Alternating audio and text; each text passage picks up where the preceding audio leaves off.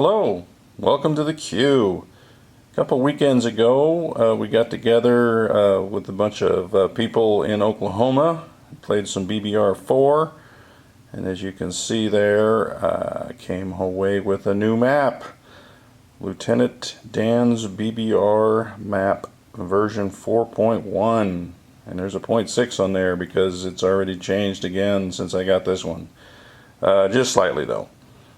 So we got together, we had 3 days, actually there were 4 days, but 3 days we played the BBR4, a couple of days we had 2 games going, so I think we had overall, I think it was 7 games of BBR4, play testing some of the rules, and it was a fun time.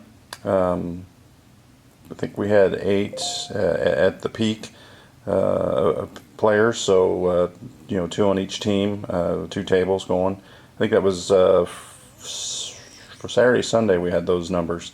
So anyway, this is the map. Dan brought it, Lieutenant Dan brought it from Atlanta to Oklahoma, and we'll get a peek. And of course, as I go away, here's one of the new additions for the 4.0, and there's lots of these little ones like that. This is the mission where the P-38s, they received the intel that Yamamoto was flying from, I don't know if he was flying from or to, he was probably flying to Bougainville, which is just to the north of, what does it be, northeast? No, northwest of Guadalcanal Canal down there. So they got that secret, broke the code and shot him down, and that's all recorded for you right here to read. There's some other new items in here. We'll zoom out a little. I won't point them all out. I'll leave that joy to anyone that gets the map. We'll scan across here. I don't have it the clear coat on the map yet, so I won't be playing with any pieces on it till I get that sprayed down, and that'll take a couple coats. One of the things on here I thought was kind of interesting, the Admiral Graf Spee, which was a German battle cruiser, heavy cruiser, that set sail right before Germany declared war on Poland.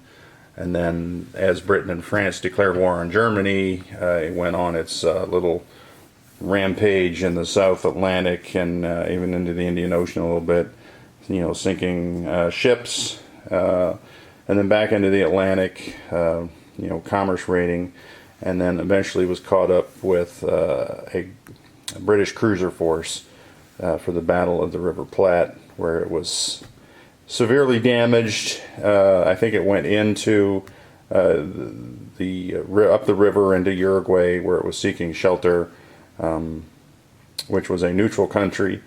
So the option was to come back out and face the cruisers. I think that were reduced in numbers. I think the Graf Spee, I don't know if it sank one of these ships, cruisers, the Exeter maybe, but it heavily damaged it. Either way, they didn't know that, so they thought they were going to pop out, damaged. So instead they just scuttled the ship right there and surrendered to Uruguay, where they spent the remainder of the war, I believe. I don't know if they were eventually released back to Germany or if they stayed there in South America for the duration. But either way, that's some of the new things that are added to the map. New color scheme for Lieutenant Dan here. It's got a little dark border. It's kind of cool.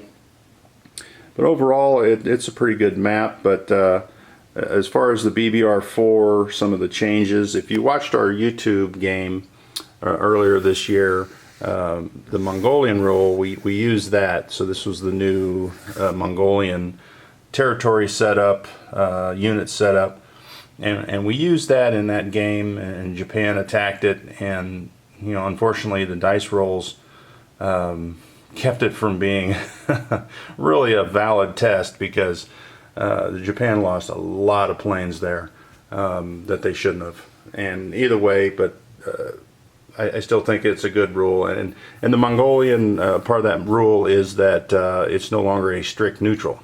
So Japan can attack it, Russia can attack it, and it does not affect any of the other neutrals, which is nice. This weekend, or a couple weekends ago when we were in Oklahoma, the two other neutral changes that we did was Turkey. We played with that, and I can't speak for the other games, but one of the games where I was Germany, I combined this assault on Turkey with the Russian assault, and the Russian assault went well. The Turkey assault, however, I didn't have quite enough. There is defending Turkey 6 infantry and now 2 planes, and they got 8 hits. No, they have 8. They had 6 hits on that first round of combat, which took all of the infantry out of my attack. I was left with some planes and tanks. In round 2, I still couldn't get it, and I had to back out and then come back at it a second time. So not really a good example of attacking Turkey. Just some bad dice roll again that forced a second attack on Turkey, and then of course then you got this one here, which I think at that point Italy was in Iraq and came up and took that out, and then we kind of proceeded into southern Russia and the Middle East. But it took longer just because of that second attack. The other aspect is Spain. And you'll notice it is broken up now into 3 territories, along with a territory here in North Africa. Actually, another one over down here, but this doesn't give you anything. There's an infantry there, 2 points, and then what is it? 2, 4, 5 infantry up there. So it is considered a pro-Axis. However, if Axis step into it, Portugal joins the Allies, becomes British. So the downside is Portugal with 2 guys there, a guy here in the Azores, a destroyer. New Guinea, Portuguese Guinea has nothing. And then down here, of course, in Angola is 1 infantry, and Mozambique is 2 more. So for Germany to step in there, that there's a punishment. And I did that on one of the games near the end to get these 2 points to bolster the Third Reich point, where you have to have 70 or more on the income tracker for Germany and Italy. So I was just kind of boosting that so that there was no way that the Allies could take these back. So if they come into Normandy and I lost those 2, I still had these. So it was a defensive maneuver at the end. And then on the last day, I was the United States, and I had set up for to go in here. Now, what that does is if you invade one of these, then these automatically just go German, and those units go on the board. So it's not so much painful for the Allies to activate or attack Spain, so to speak. And then, of course, Portugal just remains neutral, so no change there. So, but I was set up to attack Spain with the U.S. because I just wanted to see how it was going to go.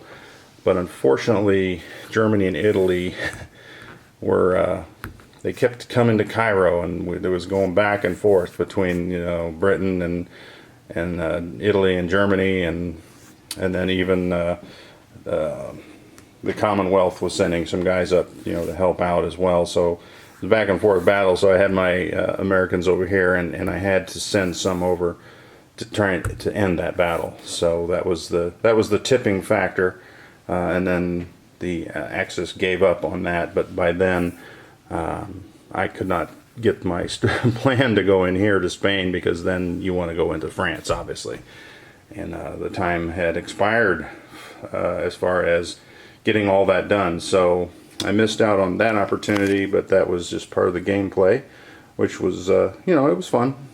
We had a good time on the weekend. So we tried out those rules. There was a couple other minor tweaks, some different national objectives.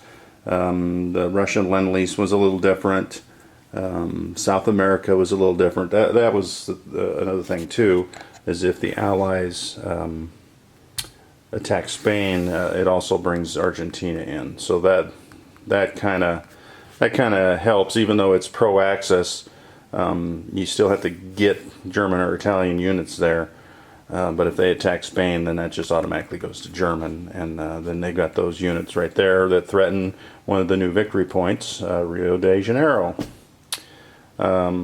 We had the opportunity to take that at the end of one of the games, but didn't need to, so we didn't send anybody down there to do that. So that would have been, because it wasn't defended, because all these units that were here, they marched into Argentina, and then Chile was activated, so then they went into Chile. Well, they were too far down there, they couldn't get back to defend that. So that would have been in our favor, but we didn't need the point on that particular day.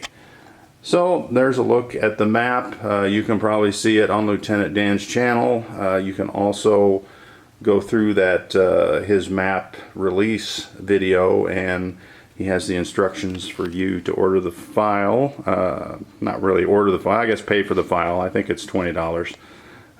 But he'll send you the file, and then you can print this map for yourself. So there you have it. I've been a little delayed on some of the other projects. The Company of Heroes came, and then the Midway game from HBG was released, and that has sucked up all of our time here at the Q playing those two games, because they are both fun games. And then we had that weekend in Oklahoma, which was a massive amount of fun as well. So thanks for watching the video, and until next time, keep rolling dice.